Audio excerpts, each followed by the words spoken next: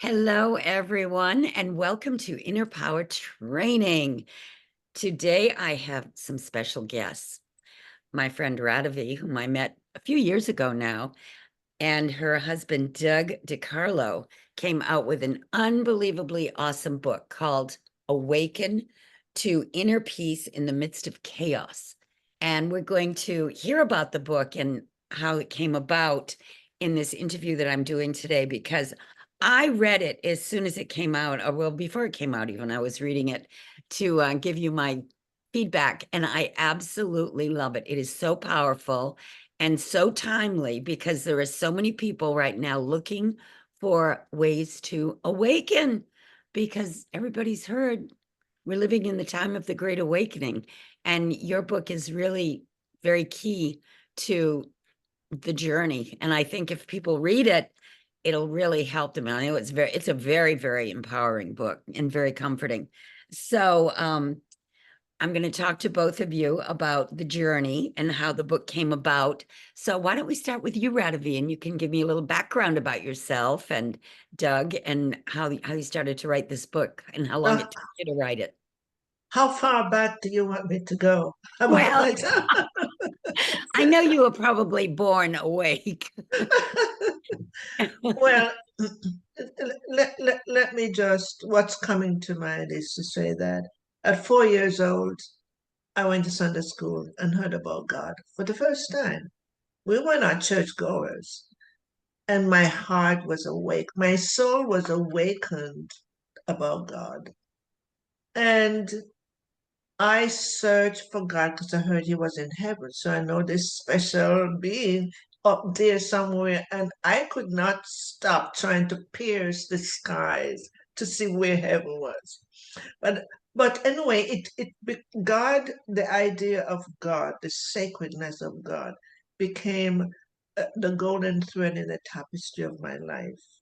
And as I continued to grow and heal and evolve, I found finally, I stopped searching. I went on the path of truth for my own evolution. I found where God is. That was exciting. And so I want people to know God is in all things, but primarily is in all of us. That is the divine spark. That is the essence of our soul. And that is where the messages came from through me. And it was something that my soul agreed to do. So the book is written by us, but I'm telling you, the book is written for everyone. So Nice. It certainly is. It's got a universal message. And it's very yeah, compelling. I found I didn't want to put it down when I was reading it because I wanted to know more about your story. You were born in Jamaica, right? yes, I was born in Jamaica in a little mountain village. Good place to be because uh, I didn't have a lot of interaction or a lot of stimulation to take me out of the simplicity of my being. And so my favorite thing to do was to walk in the woods with my beloved older brother. And that was it. But I Nice. learned a lot. I knew, I knew in this big family that there was something a little different about me. You Hmm. know, I walked from a different path. And I used to wonder, why am I here? I think our children do at times. Why am I here? What is life about? And so I feel that the more we ask ourselves, even in our adult lives, we get an answer. Right. Yeah. Now, I know you do a lot of work with people about the inner child. Have you found Yes. that most people have a traumatized or damaged inner child that you work with? Well, here's the thing. When we're born, we were the multidimensional being. We were the divine self. We were the essence of our soul. Before language, we saw everything as just awareness. We're just aware of everything. We don't have a language. So if we're aware, we are coming from that place within ourselves that is aware of everything that is like a reflection of self. And so conditioning happens to all human beings. And then the programs began. And when the programs began, they're taking us away from the essence of our being. We came in with love to give love and to receive it back. And I can say without judgment of any adults, they had also been covered over with programs. They didn't have the love, the essence of that love that we came in to offer and to receive. So they couldn't get it. They didn't see the love. We were here to be trained in their own ways. And so that's what happened. Why, for over 30 years, thousands of people who had come to see me came because they were feeling unsettled. They have problems. They knew something is wrong.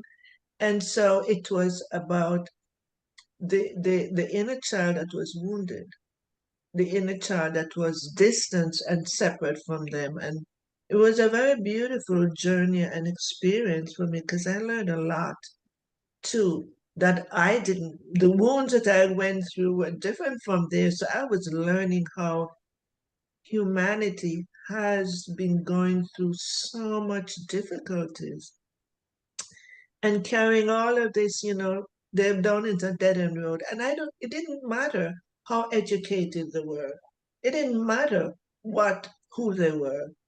So I served a lot of men, women, and children. Well, and do you find that it's like you say, it doesn't matter how educated you are or what your profession is.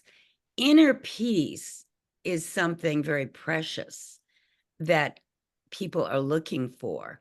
But do you find that it's kind of elusive to most people and hard to pin down or find until they have that big aha moment, like a It spiritual is, awakening? yeah, it is because the program is running. The Right.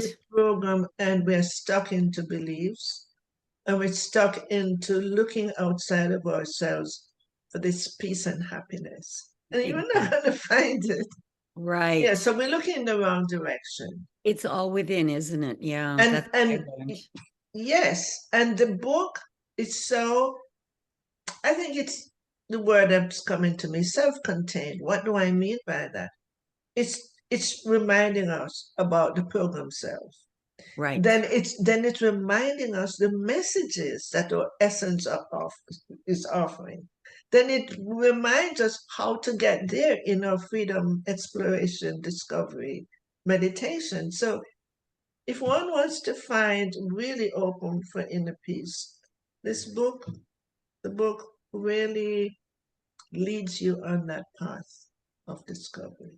It absolutely does. I love the way it kept reminding me of the divine spark and how it is within. And there's some wonderful teachings in there that I think anybody can learn a lot from. But Doug, let's hear your story. How did you get on the path? Um, I really can't say definitively, but I've just had throughout most of my adult life a sense that there's more to life than I've been conditioned to be. There's more to life than my biographical and biological self. Hmm. And there was a turning point maybe about 15 years ago in Asheville. A spiritual teacher, and I was never really following spiritual teachers by the name of Aja Shanti came to Asheville, North Carolina, where we live. And in his presence, it opened up a set of new possibilities that I am not who I think I am. And that inner peace and so called enlightenment, which is a word I don't care to use because it's got a lot of baggage associated with it. Inner peace is not something, it's not it's not an experience. It's that which knows all experience. It's that which is the background of all experience. It's kind of like the movie screen is the background of the movie. and is never tainted by anything that happens in the movie, whether it's bloody or a love story. Oh, I That inner like peace that. is always there. Right. And so when that possibility opened up to me, I then went on a quest to discover the movie screen, so to speak, the peaceful presence that observes everything. And the more I looked and the more things I tried, the further it seemed that I got away from it. Because inner peace is not something that you go towards, it's something that you come from. So all of the seeking kind of ends in a dead end street, so to speak. And if you're really lucky, you will become exhausted because the spiritual path, the purpose of the spiritual path is really to exhaust the seeker. So once you stop looking and seeking and trying to find all kinds of situations and circumstances and relationships and who knows what else to find inner peace, the further you get away. So to go back to answer your question, it was Ajashanti who kind of kicked me off, and then it raised a lot of questions, and it kind of took a while before I came more and more, what I would say, marinated in that way of being. And it's not a project that you finish. It's a project that finishes you. It's a demolition project, not a construction project. So I'm in the process of deconstructing, and the book is supporting people who understand this and who become really frustrated in trying to find the peace that is always there, but have been looking outward for it. Wonderful descriptions of how to find it if you're a seeker. I love that thing about the movie screen. So many times we talk about the projector and the film, but I've never heard anyone talk about just the blank screen, Yeah. which of course is non-judgmental. It just is. Mm. And whatever is on the screen is how we perceive it, right? Yes, yes, Yeah. yes, right. And the Yeah. screen is whether it's a love story or a war story, the screen is never tarnished. Right. It's pristine before, during, and after the movie. However, when the screen forgets itself as the screen, the peaceful presence within which everything comes and goes, it gets contracted and goes into the drama and identifies with what's going on, and it loses its sense of peace. It loses it's veiled. It becomes veiled. It's always there. It never goes away. It just becomes veiled, overlooked, so to speak.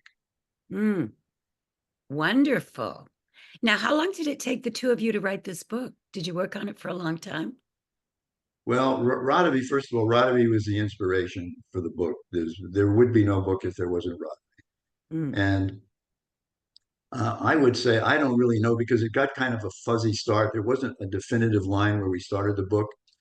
It had probably been started ever since Radavie was, 7 years old, right. but it got formally started with some false starts. I would say Radavie, I don't know if you agree with this, about 7 years ago when you started to get messages from the divine spark.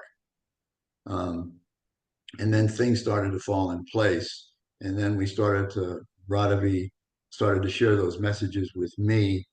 And I had to really imbibe those messages because they weren't really my language. But as I imbibed them, I got a sense of ownership and they started to make sense and they became clear.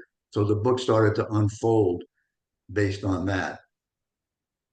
Well, it certainly does take a person through the process of feeling like you can hopefully awaken as you're reading the book and Yes. get to that place where nothing is either good nor bad and you're at peace. Because Yeah. it took Douglas to go through the you know the messages didn't quite make sense to him in Mhm. his intelligence, and it it was a process that Right. he was going through to really embrace the message. And the thing I wanted to say is that the first time this started to happen was a vision I had. This three-year-old boy came to me with one hand over his head with a golden key. And he said, "We are here to help the adults, but the adults have to first take us out of imprisonment." And I knew exactly what he was talking about. based on the fact that I was doing a lot of inner child healing. The child that was in wounds, I discovered after a while, I laughed at myself, was actually the essence of our soul. Mm. And I didn't know the word before, but they told me we're not wounded children, we're divine sparks. So Right. it came together. What I thought was wounded, part of them was a very clear essence of their being. Well, and That it is goes what. back to what Jesus said, be ye as a little child. Exactly. Yes, There you go. Yeah. There that's you go. And Exactly. that's a very good point, Rebecca, because when I had a Catholic upbringing, grammar school, mm, skipped high school, a Catholic education, then went to a Catholic college. And I would hear these quotes from the Bible, which I never really knew what they meant in depth. And then when we started to do the book, those quotes started to come alive, and I could see the essence of what, for instance, we have a chapter in there that contains uh, how to go about the subject of forgiveness, forgiving ourselves for what mm, we've done to ourselves, forgiving ourselves what we've done to others, and forgiving others what have done to us. And we know in the Bible, we've heard anybody, whether you're educated in Christianity or not, you've probably heard, forgive them for they know not what they do. right. And I didn't really understand the depth of that until we were working on the book. And if you, when you really become awakened to your true nature, one recognizes that no one is doing anything. Everything is happening through them. Um, and once you recognize their innocence, then you have the ability, not the ability, but forgiveness flows automatically as a byproduct. So it's not tolerance. It's not let's let them off the hook. There's a true sense of forgiveness.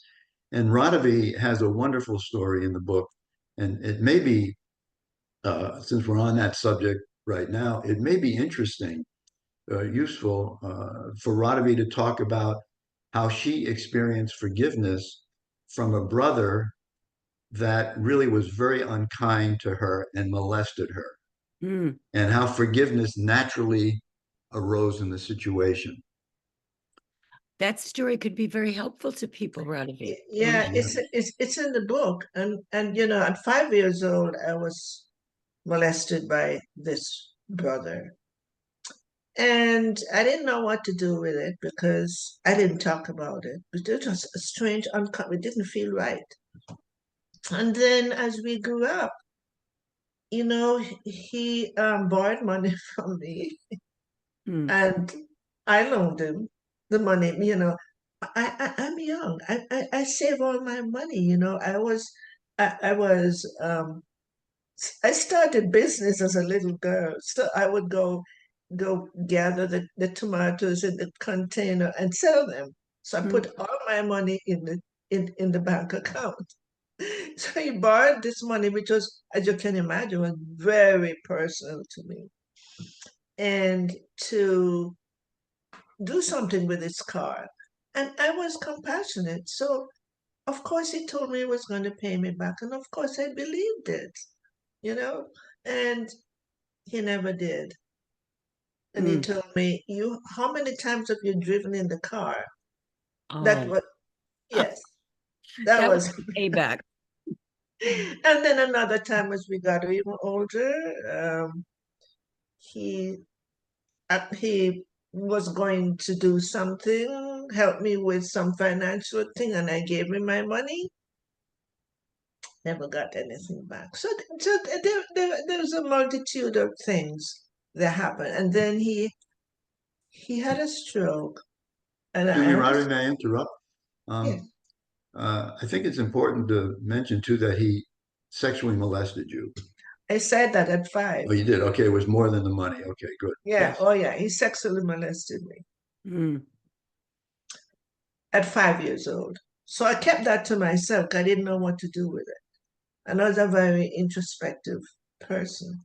So I was moving to another state when I heard He's in nursing home and he's not doing well. He's going to be passed. They didn't think he was going to be living very long.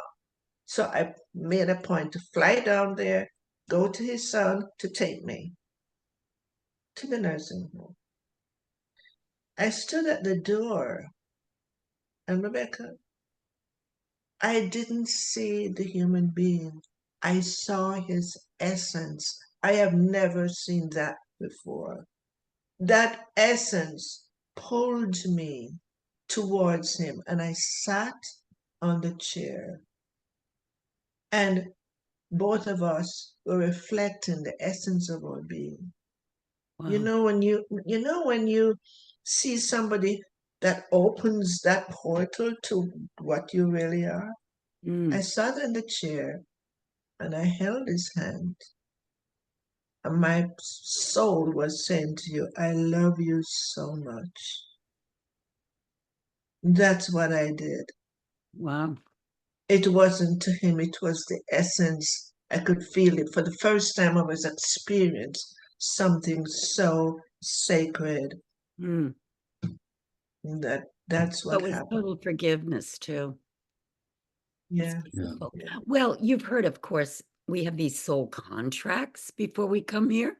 Do you think you had a contract with him Good, to go through something that you had to be tested on? good, good thought, Rebecca, because it could be because I'm left with that moment when I Right. saw him that has balance, that has taken everything else off the table. Right. Interesting. Yes, Interesting. yes, Mm. because what was creating those difficulties to me was not who he really is. Right. Wow, what a revelation. No, he never Fascinating. was. And if people can understand when someone hurts you or whatever they do to you, it's the program self, it's not your true essence. Right.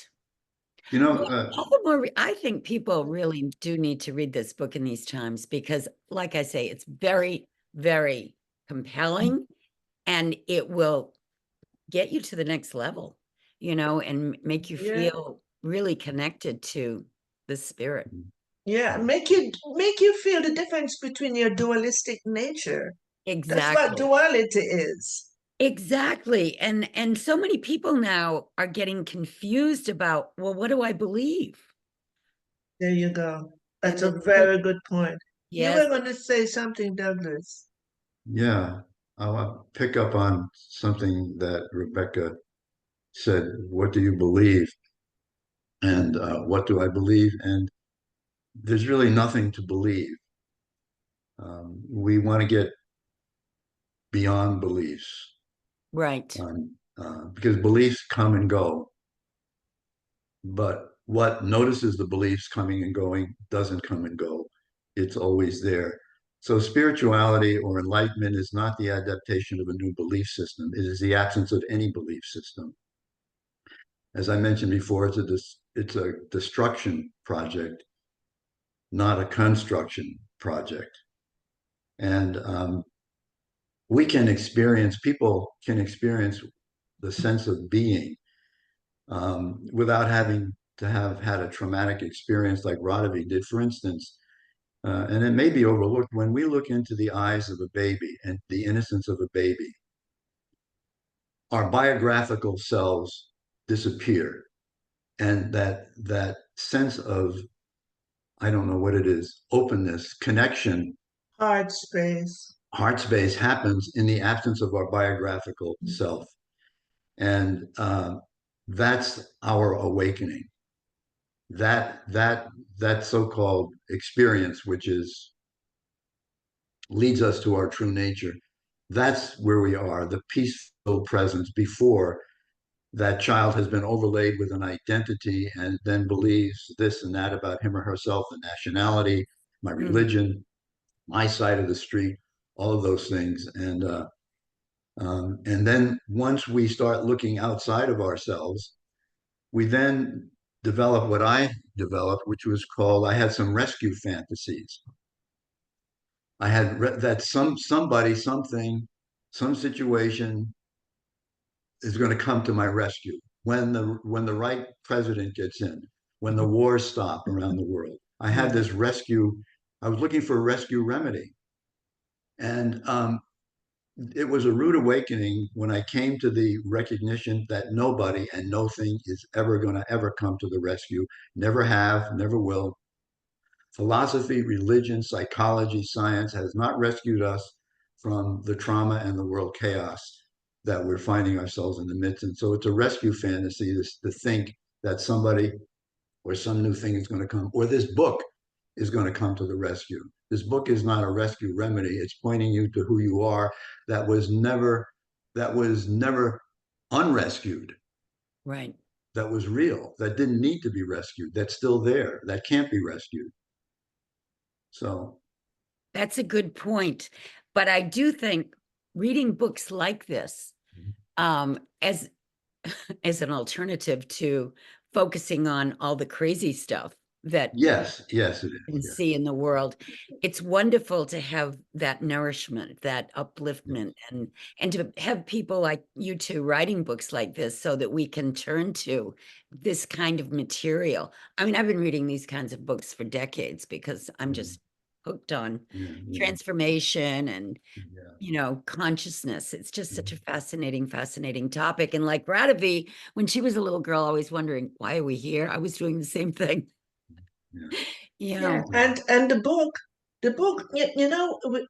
we are attracted to certain teachers because there's a Right. frequency Yeah. that we're hungry for, something that they're fulfilling our soul with, and that is like the book. When you know there's something more, there's something you're yearning for, and you don't know what it is. The book is like a teacher, a guru, or an Yes, awakened teacher that is going to open that portal for you to see what you really are.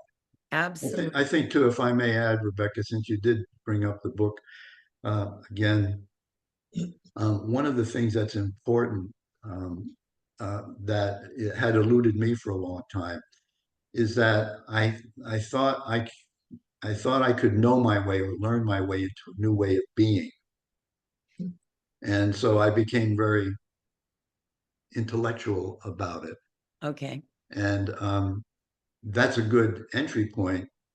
But to know is not to be. And knowledge, I like to use the word knowledge, no edge. There's no edge to knowledge. You can keep learning and learning and learning and learning. And at some point, it has to come home to be a lived experience. And so, one of the important things about the book is that it contains 12 freedom explorations. These are guided meditations that support the reader and now the listener to point them back to their essential, untarnished nature.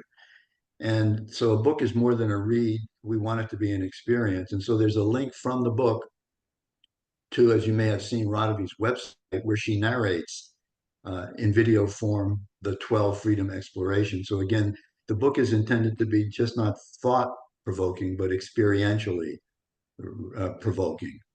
Which is so important because Yes. you can't just forget about something that's life changing. You've got to work with it and make it your own. And I know you're talking about I studied, metaphysics for a few years, intellectualizing it. And then when I needed a solution, I realized I had to put my money where my mouth was and surrender. And that's a whole different world. A lot of people can't let go and surrender Yeah. to have whatever, the healing or the change in their life or whatever. That is so important, Rebecca, the point that you just made. I can only speak from my own experience that a number of years ago, not too long ago, maybe 4 years ago right now, I was in a psychological, physiological situation where there was nothing left to do. Mm. And I knew that the importance of surrendering, and I couldn't surrender. It's not And easy. It's not no, and easy. and the breakthrough happened when I recognized that I surrendered to the fact that I couldn't surrender. Excellent. I like that. Yeah. Oh, that's And very trippy. yeah. It's Interesting. But mhm. I can see where that could get you there, to Yeah, acknowledge that you just yeah. can't surrender. And then, That's right. You try. I know it's supposed to surrender. I'm supposed to surrender to this. I'm supposed to surrender. right. And I can't. It's even getting worse, whatever it is I'm feeling and thinking. Well, I think part of the surrender being scary is you don't know if Yeah, it's going to work. But if right. you really surrender, it always does. Yeah, You yeah, you get to the other side safely. Something happens. It's very interesting. And we're living in this wonderful time where they say the veil is getting thinner and whatever you put your intention on, you will manifest much more quickly. So it's a good time to read these kinds of books and yeah, keep your thought up there, yeah. elevated. Yeah. Yeah. You know, Okay. and, Yeah, and I know that the book is evergreen. absolutely. It's a live book because Yes, it absolutely is. Okay, well, let's talk about how people can get the book. It's on Amazon, right? yes, it's on Amazon. Okay, we're going to put And the link below for your book, and then right, and I want to offer them. We want to offer them a free exploration. One of the explorations in the book. So they go to my website on the front page and just sign up, and they can listen to oh, very nice, very nice. And your it. website is look. Radavie, Radavie as in Victor, IE, my throat, .net. Pretty simple. Mhm. Excellent. We'll put the link underneath the video so people can easily find it. Very nice. Doug, did you want to say anything else before we close out? I just wanted to thank you for supporting the message of inner peace and the availability of inner peace under all circumstances. And that I'm hoping that the viewers and listeners will recognize the possibility that it's there. It's always available, even though it may have been elusive in the past. It's just been simply veiled over. That movie screen is always in the background, peacefully Mm. present, well, no matter what's happening. Wonderful analogy. And thank you so much. I really enjoyed hearing both of you talk about your experiences. You're both very, very fascinating people. And I can't wait to post this on my YouTube channel, Inner Power Training. So Wow, thank thank you. you. Thank you so much, Rebecca. Okay.